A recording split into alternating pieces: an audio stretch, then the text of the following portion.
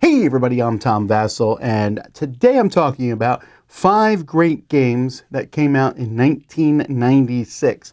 In our continuing quest to not just talk about the newest and greatest and hottest games here in the Dice Tower, but also to talk about great games that came out years ago. So these are 5 games that came out in 96, and in no particular order, let's talk about them. So 96 was not as an amazing year as 95 and 94 were, but there's still some really cool games came out. And let's start by talking about the Catan card game. Now the names of this have changed as time has gone by, but this was the card game version of Settlers of Catan, which came out in 1995. It is a 2-player game. Now Catan, the board game, was known for trading.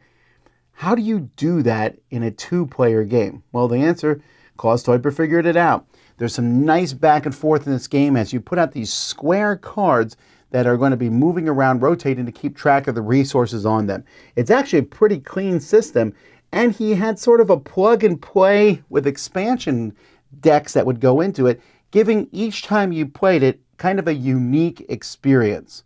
Now this one has not had the far-reaching outreach that Catan has had, but it was widely and well received. It's a game that I enjoy. So if you have 2 people and you want to play a very involved back and forth game, I think Catan, the card game, is a very good one. Then we have 25 words or less. This is a party game in which you have a topic and there are 2 teams. Each team splits up and there are going to be 2 people giving clues. Those 2 people will look at a clue and say, I can get people to guess this clue in 17 words. No, I can do it in 15 words. I can do it in 13 words. And you bid down until one person says, well, I can do it in 8 words. Go for it. They then give 8 words to their teammates or less, and those teammates have to guess the word. Now, guessing these words with a certain amount of, guessing a bunch of words with a certain amount of clues, it's pretty tricky the smaller you get. So it's one of those games when you hear about it, you think, I could have designed that. Well, you didn't. It was designed and it does well, 25 words or less. Then we have the Battletech trading card game. Now this is going to be one of my outliers that a lot of people probably will have something different on their list. But the Battletech trading card game, a collectible card game from Wizards of the Coast, was a follow-up at this point.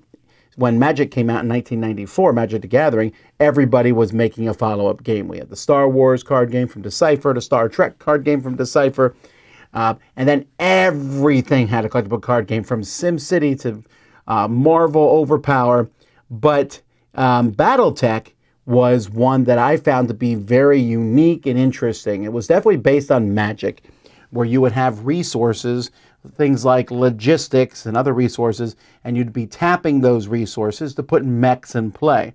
And then you would use those mechs to attack your opponent. But you weren't attacking your opponent directly.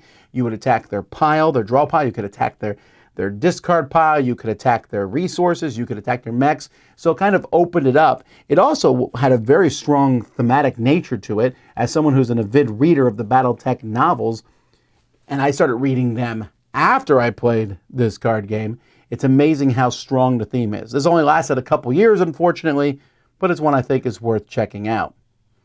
Then we have Kill Dr. Lucky. Now, Kill Dr. Lucky is the prequel to Clue, because in this game, everybody, not really, but that's kind of what it is. Dr. Lucky, it takes place in a mansion. Dr. Lucky's walking around in the mansion, whistling as he goes, and it's your job to run around this mansion somewhere and whack the old man. But the thing is, you need to do it when no one else is around. So you're always constantly trying to maneuver yourself so that you can see Dr. Lucky and you can see the other players so they can't go in and take Dr. Lucky out. But he's eventually going to be alone. That person will try to take him out. Everyone else will play cards to stop you because Dr. Lucky will bend over to pick up a penny right when you swing an axe at him. The banister will break right before you get to do something. It's kind of so the game originally, from Cheap Ass Games, James Ernest, originally came in a very, very no-frills package. Just black and white, almost print out yourself, not very good quality.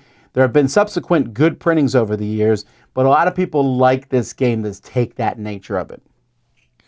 And then I mentioned the Battletech trading card game, and there were many other trading card games, but one other giant trading card came out in 1996, and that is Pokemon.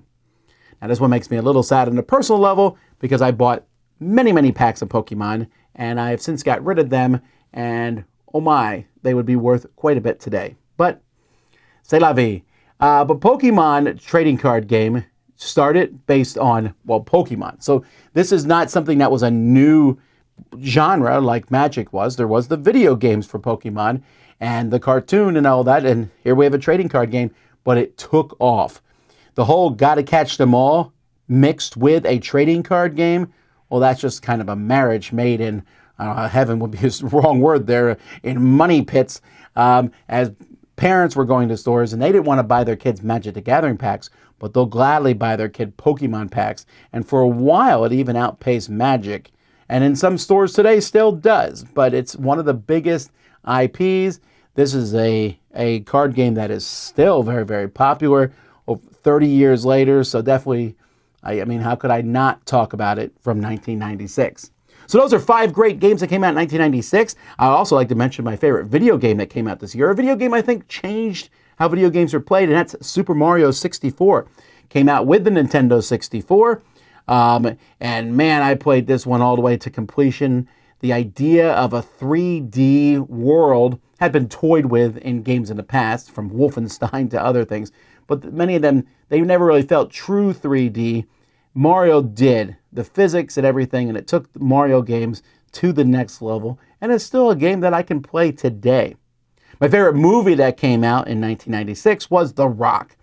I really like, well, I like, popcorn movies sometimes, and this popcorn movie with Nicolas Cage and Sean Connery, and just action sequence, insane action sequence after insane action sequence. The bad guys are interesting, the concept's interesting, very quotable movie. This was back when, there was a lot of these popcorn Nick Cage style movies, and this just happens to be one that I like a lot. All right, anyway, that's what I enjoyed from 1996. Thanks so much for watching. I'm Tom Vasel, and you're watching the Dice Tower.